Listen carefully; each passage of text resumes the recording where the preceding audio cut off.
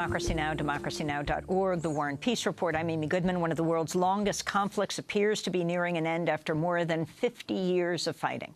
Today, Colombian government officials and FARC rebels are gathering in Havana, Cuba, to announce a historic ceasefire nearly 4 years in the making. Colombian government spokeswoman Marcela Duran outlined the agreement. Las delegaciones del Gobierno Nacional. The national government and FARC delegations inform the public that we have successfully agreed to a definitive and bilateral ceasefire and the laying down of arms, security guarantees, and to fight against organized crime units responsible for homicides and massacres or those which attack human rights defenders, social or political movements, including organized crime units that have been denominated as successors of the paramilitary and its support networks, and the persecution of criminal conduct which threatens the implementation of agreements and peace building. Later today, Colombian President Juan Manuel Santos and FARC commander Timoleon Jimenez, known as Timochenko, will formally announce the terms of the ceasefire at a ceremony in Havana. The conflict in Colombia began in '64, has claimed some 220,000 lives. More than 5 million people are estimated to have been displaced. The ceasefire must now be approved in a referendum in Colombia, where it's likely to face staunch opposition from right-wing sectors of Colombian society, led by the former Colombian President Álvaro Uribe. If the ceasefire is approved and implemented, it would bring an end to Latin America's longest armed conflict. For more, we're going directly to Bogotá to speak with Daniel García-Peña. He served as Colombia's High Commissioner for Peace from '95 to '98. He's also the founder of the organization Planeta Paz, or Planet Peace, dedicated to building grassroots participation in the Colombian peace process. Here in New York, we're joined by Mario Murillo, the professor of media at the Department of Radio, Television, Film at Hofstra University, co-director of the Center for Civic Engagement. Daniel García-Peña, let's begin with you in Bogotá, the significance of what's happening today in Havana, Cuba. Well, this is a huge step, historic, really. As you mentioned, the FARC is the oldest and the largest guerrilla movement in Colombia. There's been a lot of skepticism as to their willingness to actually lay down their arms. But the announcement that we are expecting today, the terms, the specific terms of how that will take place, will end one of the biggest controversies and will really begin a process of implementation of the agreements that is of major importance. And Mario Murillo, your response to what we're seeing today? Well, I mean, you'd have to be really cynical not to recognize the importance or significance, as guest Daniel García-Peña just pointed out. It's an incredible moment in Colombian history, given the long-standing nature of this conflict.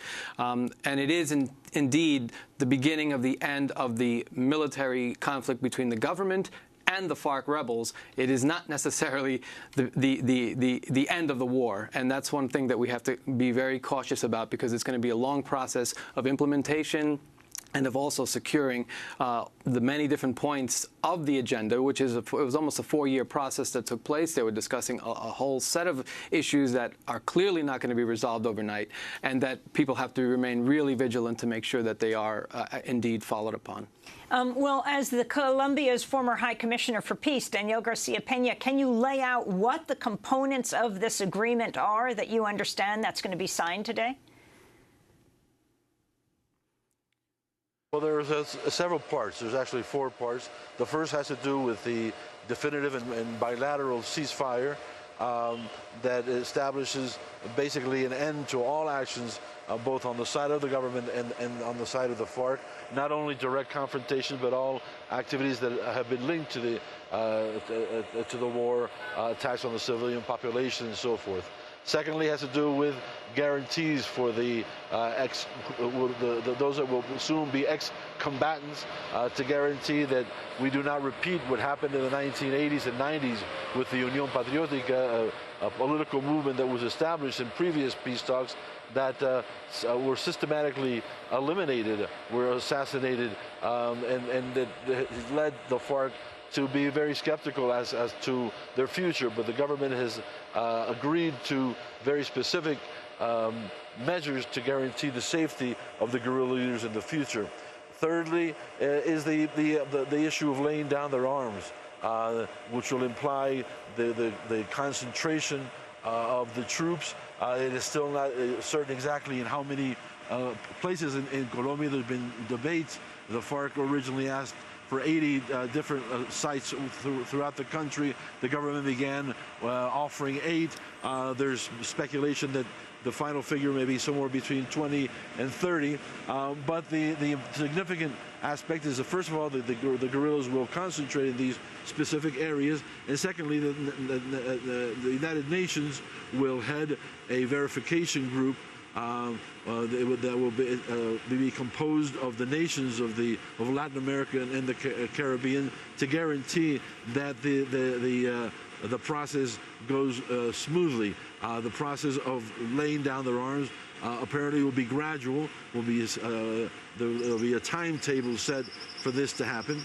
And lastly, there are measures that have been announced, or that will be announced, regarding the paramilitary groups, the groups that have continued to exist throughout the country, and the government's commitment to end whatever links may exist with these groups and to combat their successors. So there are very significant aspects to the agreement. This is not the final agreement, nevertheless. There's still a few points to be negotiated that have to do with the issue of how this will be referended by the Colombian people, issues of how this will be financed. But there's no doubt that the laying down of arms and the ceasefire is a major, major step. And we all see that the issues to be resolved should be able to be resolved sooner than later. And the significance of Havana, of Cuba, in negotiating this agreement between the two sides in Colombia. It has been really very important for many reasons. The Cubans have, from the very beginning, offered a very significant support for the process.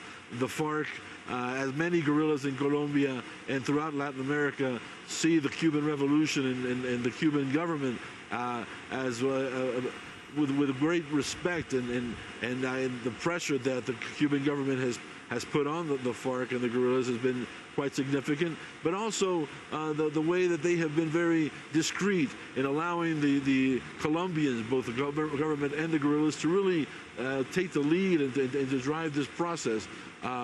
The fact that the Cuba is entering into a new moment of its relations with the United States and with the world in general has also been quite significant, and I think that this is one of the aspects that weighed heavily upon the Colombian guerrillas to understand that to continue the armed struggle simply had no future whatsoever. So the role of the Cubans has been quite significant.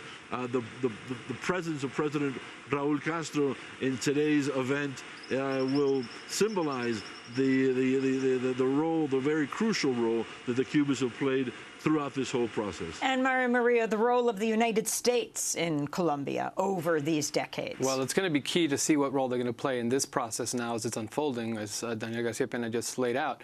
But if we look at the history of the U.S. role, we can go back before the start of the FARC, but certainly since the FARC started. And in fact, part of the argument that the FARC laid out in 1964, 52 years ago, when they were mobilizing and carrying out their initial attempts at land reform and justice and political participation, the same issues that were being negotiated in Havana, they pointed out that if there was a political solution that was looked for and searched for back in the 1960s, based on their demands that were representative of the countryside, of the demands of the people in the countryside, the peasantry, there wouldn't be a FARC.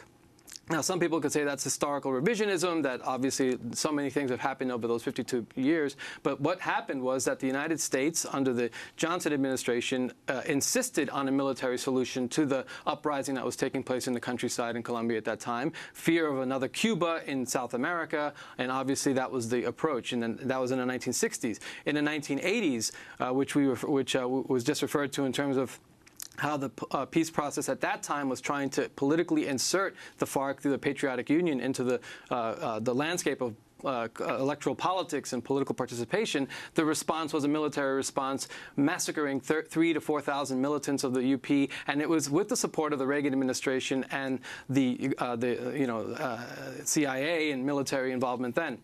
And this is something that Daniel García-Peña is very clear about in the 1990s, late 90s and early 80s, which he initiated in part of those last negotiations. The attempt was, when they were just about to negotiate and begin a process of peace back then, the response was Plan Colombia, militarization, strengthening the armed forces. And now people are, historically looking at it and saying, well, the U.S., if it wasn't for the U.S. support, we wouldn't have gotten to this point. But the bottom line is 15 years have passed since those previous negotiations. Tens of thousands of people have been killed, millions displaced, and so we have to say, what has been the result of those last 15 years of war that might have been resolved had they looked at other options? We're going to continue this conversation, post online at democracynow.org. Daniel García-Peña, thanks so much for being with us from Bogota, Colombia. Colombia's former High Commissioner for Peace, and as well, Mario Murillo. Thanks so much for being with us. That does it for our broadcast. We have